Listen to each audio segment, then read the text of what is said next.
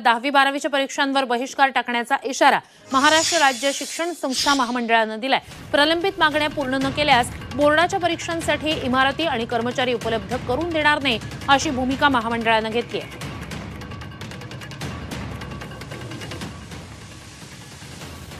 आम्ही शासनाला या वर्षीच्या 10वी आणि 12वीच्या परीक्षांना आमच्या इमारती आमचे कर्मचारी उपलब्ध करून देणार नाही हे स्पष्टपणे कळवलेलं आहे। त्यामुळे शासनाने ताबडतोब यावर निर्णय घेऊन आमची बैठक लावावी अशी आमची इच्छा आहे। ती जर लावली नाही तर आम्ही प्रॅक्टिकलची परीक्षा होऊ देणार नाही। त्याच्या मागण्या नेमक्या काय आहेत पाहूया।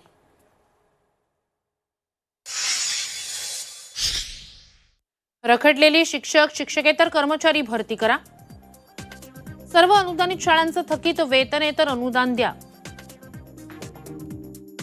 प्रायव्हेट कंपन्यांना शाळा दत्तक देण्यास विरोध आहे।